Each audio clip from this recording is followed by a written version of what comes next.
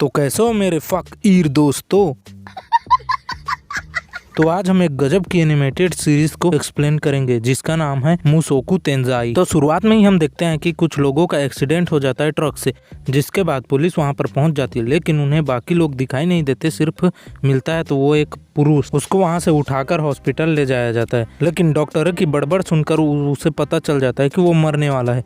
तभी वो बोलता है कि काश मैं अपनी वर्जिनिटी लूज कर पाता, मतलब किसी को पेल पाता। मरने के बाद वह जैसे ही अपनी आंखें खोलता है, उसके सामने होते हैं दो आदमी, एक लड़का और एक लड़की, जो लगभग 20 साल के होते हैं। इनकी भाषा बिल्कुल अलग होती है जिसे वो समझ ही नहीं पाता, लेकिन फिर भी वह सोचता है कि ये लोग यूरोप के होंगे। थोड़ी देर में पुरुष उसको उठाकर चूमने लगता है, लेकिन उसके बाद वह देखता है उन दोनों लड़कियों को। जिसके बाद सफेद शर्ट वाली लड़की को देखकर वो बोलता है कि इस चैनल को सब्सक्राइब कर दो, क्योंकि तुम्हें और भी मजेदार वीडियोस मिलने वाले हैं।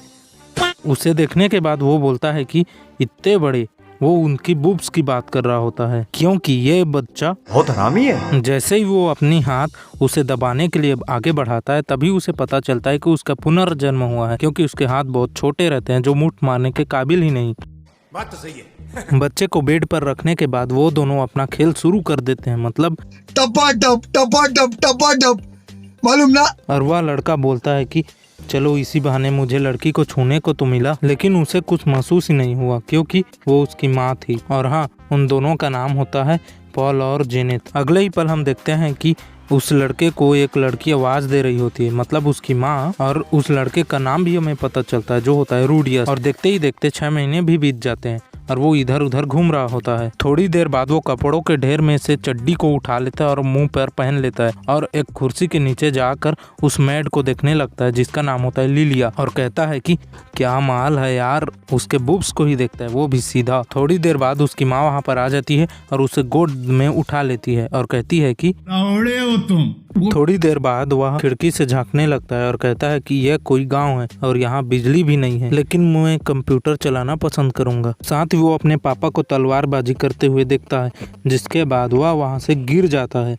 और उसी चिंता में उसकी माँ वहाँ पर हड़बड़ाती हुई आती है और उसे एक मेज पर बैठा देती है और कहती है कि मैं तुझे मैजिक से ठीक कर दूंगी। फिर ऐसा कहकर वह मंत्र बड़बड़ाने लगती है। तभी वह बोलता है कि अरे अरे, ये कोई जादू टोना करने वाली है। लेकिन इसका गांड तब फटा का फटा रह जाता है जब वह सच में मैजिक करती है, हीलिंग वाला। थोड़ी देर में वह कहता है कि मैं कोई मैजिकल दुनिया में थोड़ी आ गया, और फिर खिड़की से झांकने लगता है, जिसके बाहर उसे कुछ नेवला जैसा जानवर उड़ता हुआ दिखाई देता है। थोड़ी दिन में सर्दी आ जाती है। उसके बाद वह कहता है कि मैजिक का नाम सुनकर तो बंदर भी खुश हो जाएंगे, इसे कौन नहीं सीखना चाहेगा। और सीढ़ियों से चढ़कर ऊपर चला जाता है और ऊपर वाले जगह पर उसे मिलता है एक संदूक, जिसके अंदर होते हैं बहुत सारे किताब। और हाँ दोस्तों, ये वही किताब है जिसमें अरे कहना क्या चाहते हो? जादू के सारे मंत्र लिखे होते हैं, जिसकी लिखावट की भाषा कुछ अलग होती है, जिससे सबसे पहले वो सीखता है, उसके बाद उस मंत्र को पढ़ना शुरू करता है। और हाँ, उस किताब में यह भी लिखा होता है कि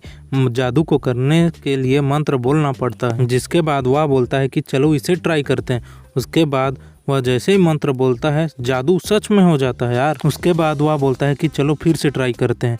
फिर वह खिड़की के ऊपर चढ़ जाता है, मेरा मतलब कुछ इस प्रकार से। उसके बाद वो जादू की प्रैक्टिस करने लगता है, लेकिन यहाँ पर ट्विस्ट ये था कि वह मंत्र बोलता ही नहीं, फिर भी जादू हो जाता है, जिससे देखकर वो अचंभित हो जाता है।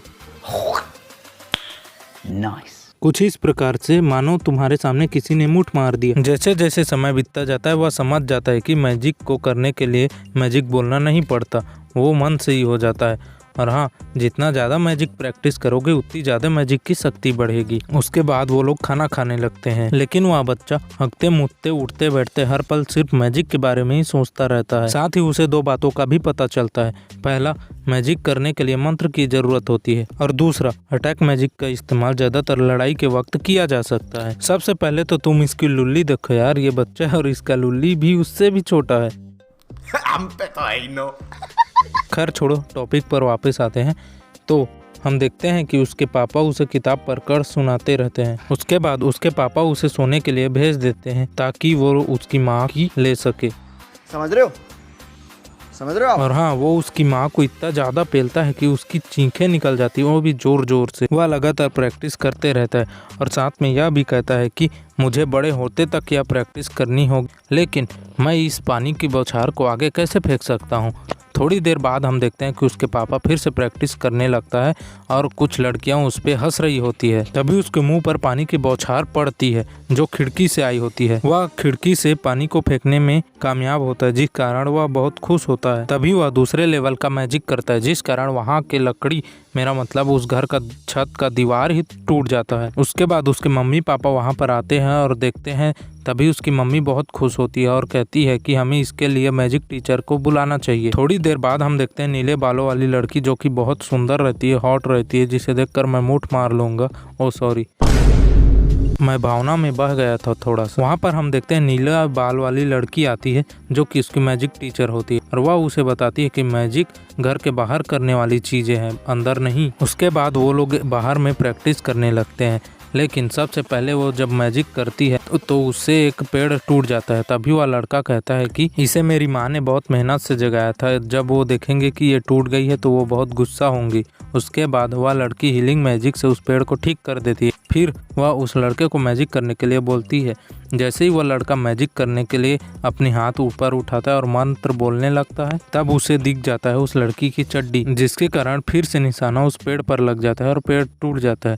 लेकिन इस बार उसकी माँ उसे देख लेती है। फिर वह उनको बोलती है कि मैजिक करने के लिए मेरे पेड़ों का इस्तेमाल मत करो। साथ ही वह लड़का उससे माफ़ी मांगता है, यह बोलकर कि मैंने मैजिक के कुछ शब्द बोले ही नहीं। और हाँ दोस्तों, मैंने तो उस लड़की का नाम ही नहीं बताया ना। तो हाँ, उस टीचर का नाम होता है रॉक्सी। उसकी माँ वहाँ पर आती तब वो बोलती है कि अंदर चलो। जैसे ही वो लोग अंदर जाते हैं वो देखती है कि उसे दावत पर बुलाया गया है। साथ ही यह एपिसोड भी खत्म होता है। मिलते हैं अगले वीडियो पे। जाने से पहले दोस्तों मैं आपको बता देता हूँ 2024 में केविन हार्ट ने बहुत ही अच्छी मूवी बनाई है, जिसका एक्सप्लेनेशन वीडियो मेरे चैनल पर मिल जाएगा, या फिर आप इसे टच करके भी देख सकते हो।